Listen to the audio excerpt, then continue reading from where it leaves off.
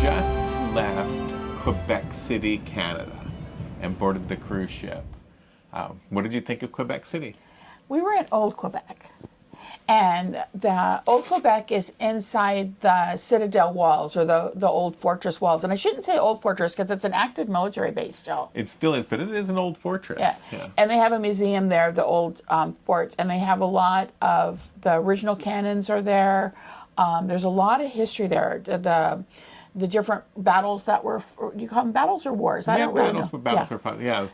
It was part of the it was built to protect the Canadians from us Americans during the Revolutionary War. But it ended up being the English that they were English at the time. Of course, so were we. Yeah.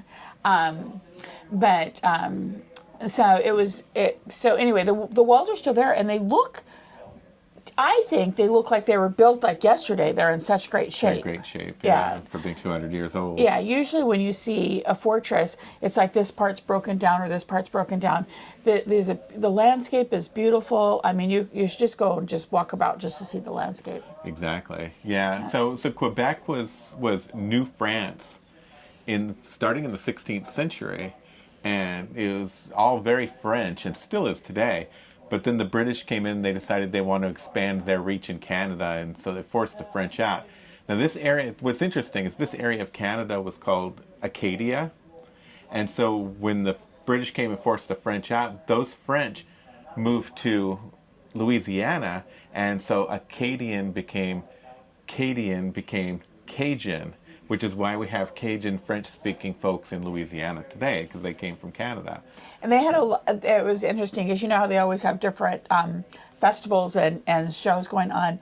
And there was one of the food tours that's a normal food tour is a New Orleans food tour that's done here in Quebec City. Yeah. So I loved Quebec City. It was quaint as hell.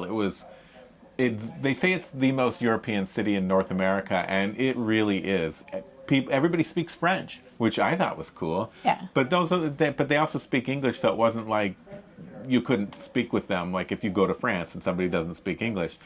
But so it was just really quaint and fun, and everything was beautiful. Yeah, so it's on a hill, so there is a lot of cobblestone streets, but there's a lot of stairs, so you don't have to walk around the hill. It's like Monaco. There's stairs going up and down, and there's even a funicular that takes you from the lower Old City to the newer Old City, or not from the lower to the upper Old City.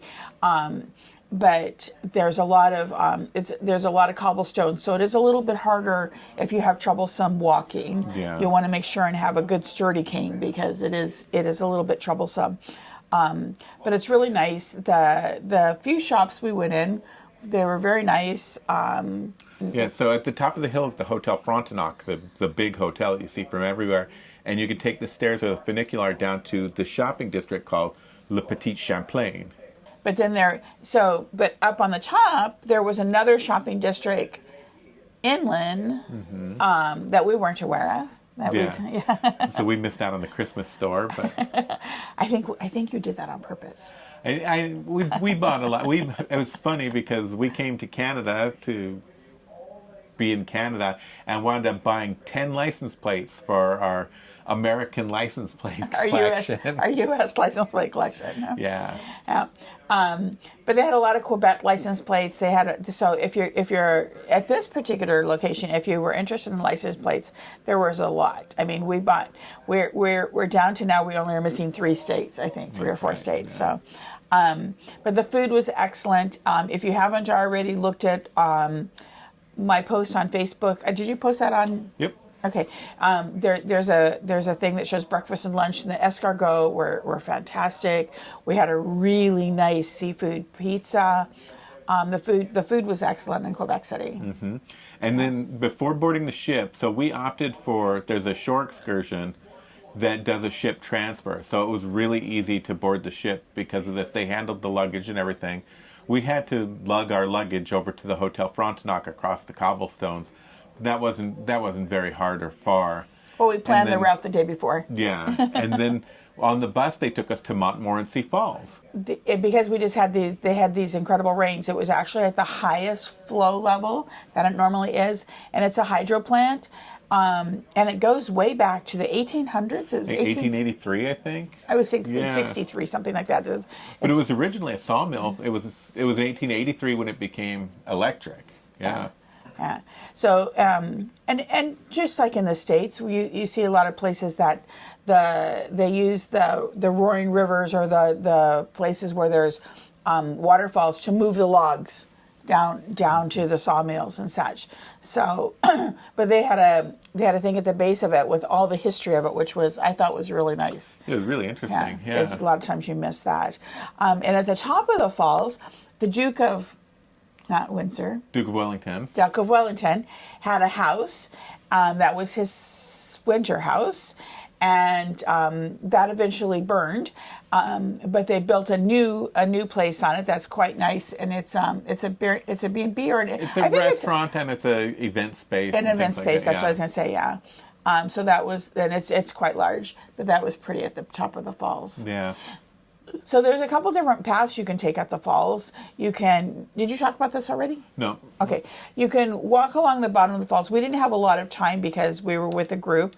There's also a tram that goes to the top of the falls, I think. And then when you get to the top of the falls, there's a bridge that goes across the falls. And then there's also steps that go all the way down the falls, just like they have at Niagara Falls. So there's a lot of different walking trails at the falls if you're interested. In fact, one of them is submersible. Oh, yeah. It's on a track, and it was low tide when we went there, so the everything off the Gulf of St. Lawrence is really affected by the tides. So the water was very low at the base of the falls, but normally this thing is on a track, and they lower it down into the water so you can actually walk under the water on this path. Yeah, and that was kind of cool. And they have two of those, so they can operate them at different times. So I don't think they'd be a long wait because they were quite large. So that was interesting. So here we are at Montmorency Falls in Quebec City, Quebec. It's just outside of town. Right? It's a lot closer than I thought it was going to be. And this is a hydro plant. Yeah. So it's pretty incredible. They have some stairs. Turn around and show them those stairs. The stairs. So like in Niagara Falls, what do they call those? They call it the hurricane deck is the bottom of it. What do they call it? But I don't know. I'll put something up. But so they're pretty cool. You can go up and down the stairs here. I don't know if they remove the stairs in the winter like they do at Niagara, because they put them up and down at Niagara, which is amazing. Yeah, they have to refinish them all the time. Yeah.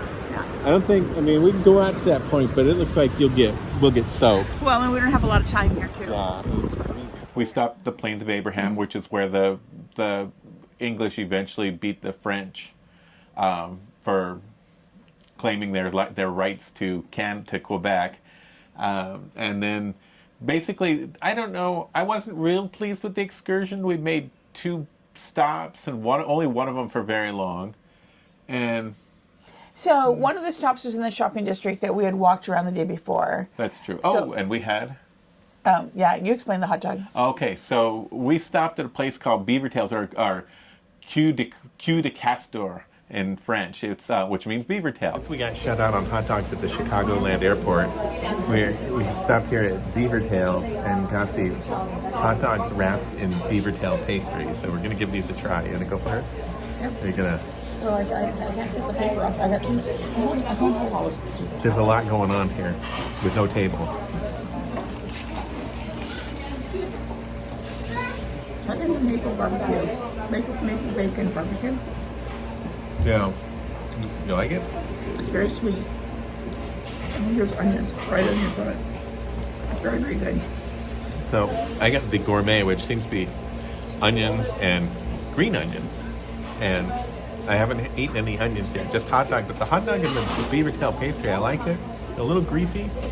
That's not bad. I'd order it again. Everything we've had is super heavy in Canada, which is Canada. Yeah.